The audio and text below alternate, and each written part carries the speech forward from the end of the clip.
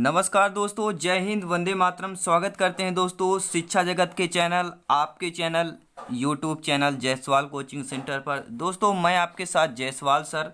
दोस्तों बात करेंगे आज की वीडियो के हिंदी शिक्षण शास्त्र का पार्ट नंबर 7 है दोस्तों, क्योंकि हमारा टारगेट है हिंदी शिक्षण शास्त्र में 15 में से 15 मार्क्स लाना।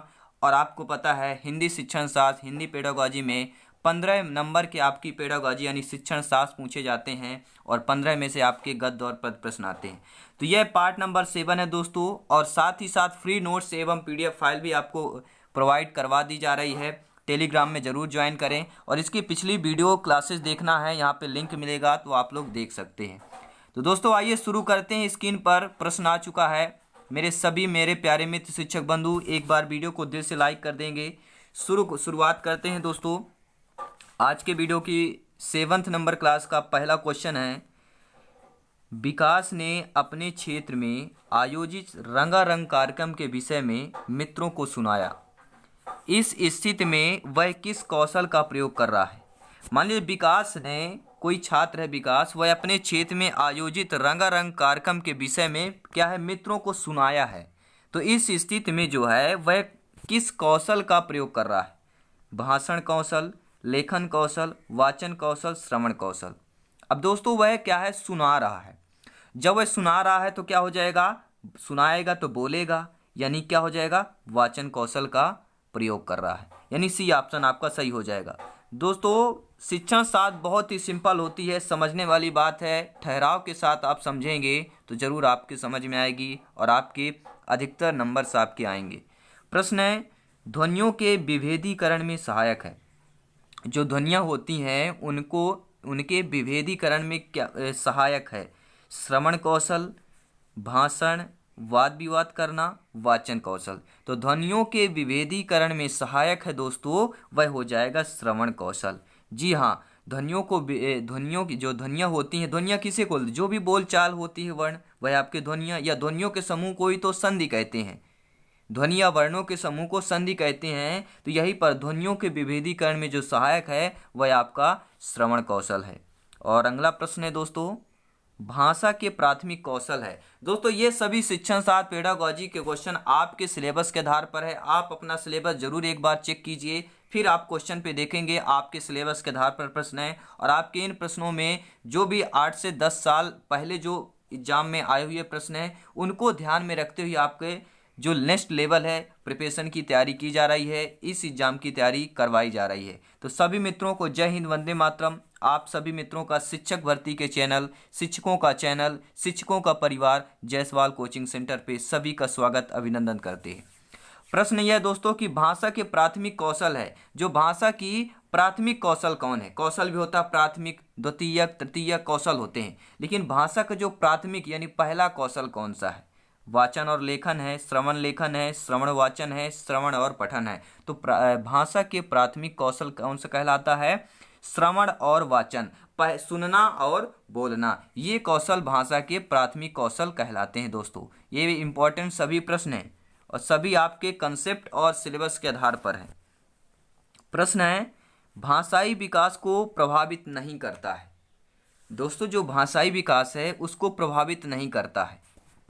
कौन नहीं करता? देखिए, संकोच प्रभावित करेगा, व्यक्तित्व पर प्रभावित करेगा, बुद्धि पर प्रभावित करेगा, लेकिन मधुर वाणी जो दिया है शब्द, यह भाषा विकास को प्रभावित नहीं करेगा। मधुर वाणी बुद्धि करता है, व्यक्तित्व करता है, संकोच करता है। ABC ये 3 ऑप्शन भाषाई विकास को प्रभावित करते हैं, लेकिन जो मधुर वाणी दिया गया है ये आपको भाषा विकास को प्रभावित नहीं करेगा, ना ही करता है। अगला प्रश्न है, छात्र व्याकरण के माध्यम से खाली स्थान करना सीखते हैं। क्या करना सीखते हैं? छात्र जो है व्याकरण के माध्यम से क्या करना सीखते हैं? ध्वनियों का शुद्ध उच्चारण करना सीखते हैं, विराम चिन्हों का शुद्ध प्रयोग करना सीखते हैं, भाषा का लिखित एवं मौखिक रूप से शुद्ध का प्रयोग करना सीखते हैं, या ध्वनियों में सूक्ष्म अंतर सीखते हैं। तो छात्र व्याकरण के माध्यम से दोस्तों आपका भाषा का लिखित एवं मौखिक रूप से शुद्ध प्रयोग करना सीखते हैं। जी हाँ, सी ऑप्शन सही हो जाएगा आपका।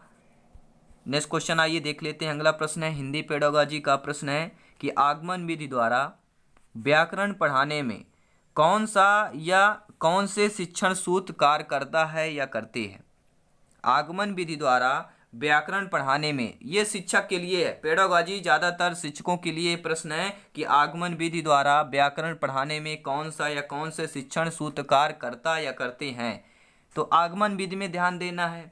आगमन विधि क्या होता है, पहले उदाहरण होता है बाद में नियम होता है। निगमन विधि में नियम होता है बाद में उदाहरण होता है। लेकिन प्रश्न यह दूसरा पूछा जा रहा है कि आगमन विधि द्वारा व्याकरण पढ़ाने में कौन सा शिक्षण सूत्र कार्य करता है या करती है, कौन सा होगा राइट ऑप्शन। सभी लोग कमेंट भी कर सकते हैं दोस्तों, अपना स्कोर कार्ड नीचे कमेंट करें और अपना स्कोर कार्ड बताएं। डेली क्लास में 15 क्वेश्चन में आप कितना स्कोर कर पा रहे हैं।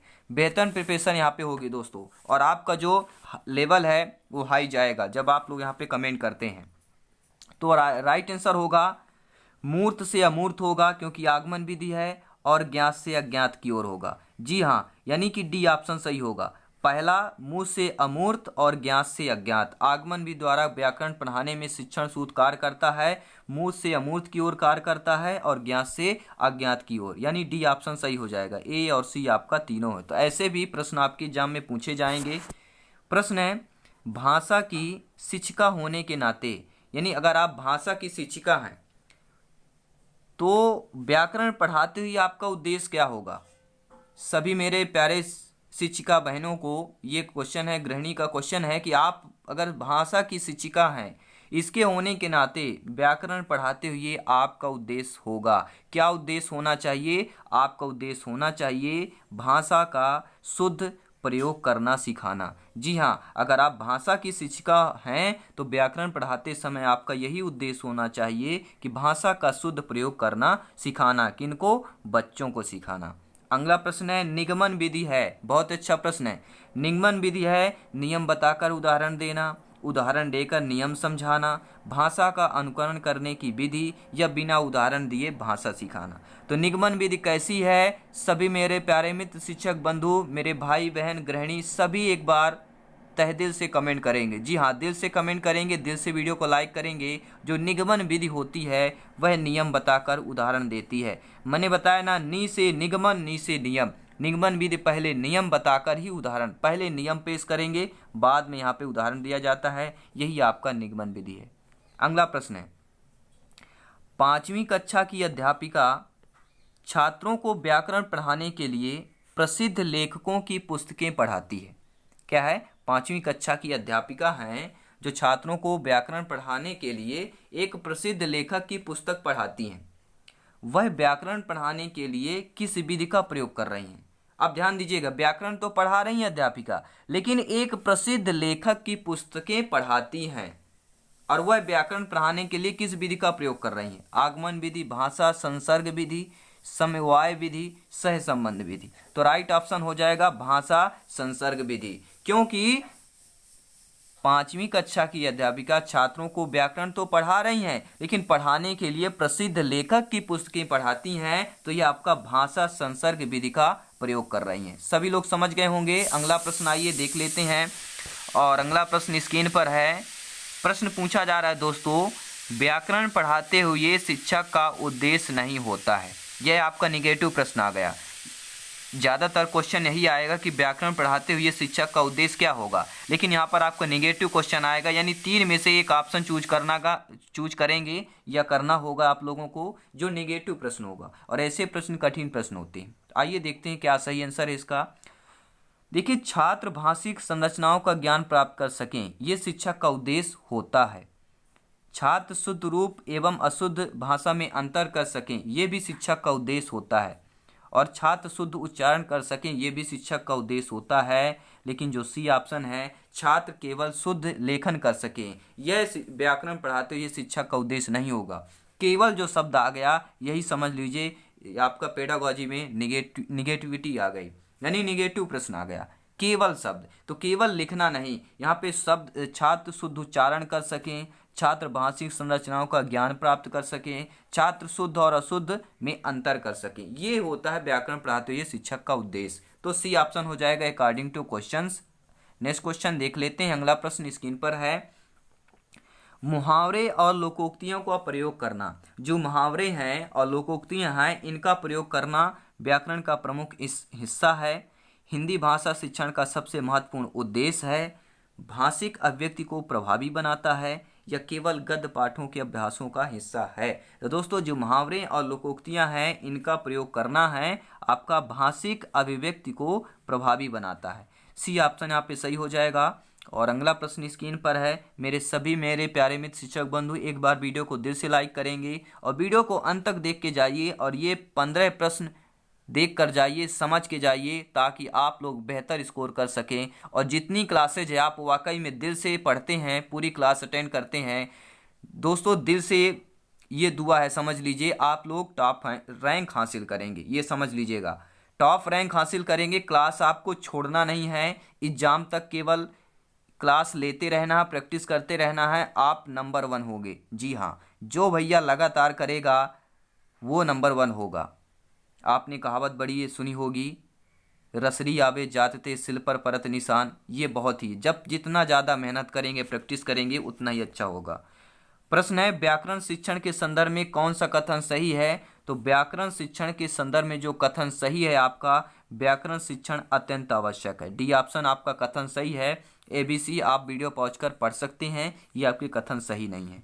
अगला प्रश्न स्क्रीन पर पूछा जा रहा है कि व्याकरण जो है शिक्षक को सरस एवं रुचिकर बनाने के लिए क्या है, व्याकरण शिक्षक को सरल एवं रुचिकर बनाने के लिए निम्नलिखित में से कौन सा उपाय नहीं किया जा सकता। यानी यह भी प्रश्न आपका नेगेटिव प्रश्न है। तो कौन सा उपाय नहीं किया जा सकता, पहले जान लेते हैं क्या किया जा सकता है, कौन सा उपाय किया जा सकता है। देखिए व्याकरण की पाठचर्या छात्रों के स्तरानुकूल बनाना और आपका व्यवहारिक व्याकरण की शिक्षा भाषा संसर्ग विधि से देना और व्याकरण शिक्षण को दृश्य सामग्री के प्रयोग से रोचक बनाना, ये आपके क्या है, रुचिकर बनाने के लिए उपाय हैं, उपाय किए जा सकते हैं। लेकिन जो सी ऑप्शन है ये आपका दोस्तों उपाय नहीं है। छात्रों को नियम व परिभाषाएं रटने, अब ये रटना शब्द आ गया तो समझ लीजिए निगेटिविटी है। ये छात्रों के लिए रटना जो है निगेटिविटी है। और जो ये नई पद्धति आई, शिक्षा पद्धति, आप लोग जानते हैं ये पूरा इसका बहिष्कार कर रहा है रटने के लिए। तो according to question right option number C हो जाएगा। और इसी के साथ अगली कड़ी में अगला प्रश्न स्क्रीन पर है कि स्कूलों में प्रायः जो है व्याकरण शिक्षण जो है नीरस व अरुचिकर हो जाता है। स्कूलों में, विद्यालयों में प्रायः व्याकरण शिक्षण नीरस व अरुचिकर हो जाता है। इसका कारण क्या है, व्हाट दिस रीजन, इसका रीजन क्या है दोस्तों, कि हमारे विद्यालय में जो व्याकरण शिक्षण है इसकी नीरस व अरुचिकर क्यों हो जाती है। तो इसका राइट जो कारण है, व्याकरण को सिखाने के लिए प्रायः पुस्तक प्रणाली का सहारा लिया जाता है। जी हाँ, व्याकरण पढ़ाने के लिए प्रायः पुस्तक प्रणाली का सहारा लिया जाता है। इसलिए बच्चों को ये जो शिक्षण है व्याकरण की, व्याकरण शिक्षण नीरस व अरुचिकर हो जाती है। तो आपका according to question right option number C हो जाएगा। और पेडागॉजी यही कहती है शिक्षण शास्त्र कि जो बच्चों से रिलेटेड हो, शिक्षक से रिलेटेड हो, यही प्रश्न इस प्रकार के आते हैं। जो दोस्तों अगला प्रश्न आइए देख लेते हैं, इसके बाद हम बात करते हैं कि मैंने चाट खाई और फिर मैं हंसी।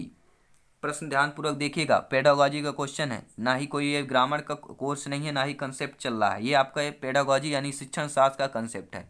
तो मैंने चाट खाई और फिर मैं हंसी। अब शर्मिला का यह भाषा प्रयोग मुख्यतः किस ओर संकेत करता है। शर्मिला क्या है, एक लड़की का नाम है।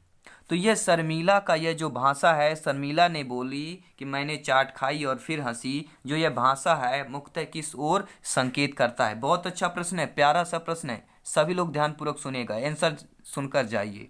क्या है आंसर भैया, क्या है आंसर, नियमों का अति सामान्यीकरण। जी हाँ, मैंने चाट खाई और फिर मैं हंसी, शर्मिला का यह भाषा प्रयोग मुख्यतः किस ओर संकेत करता है, नियमों का अति सामान्यीकरण की ओर संकेत करता है। यानी बी ऑप्शन सही हो जाएगा।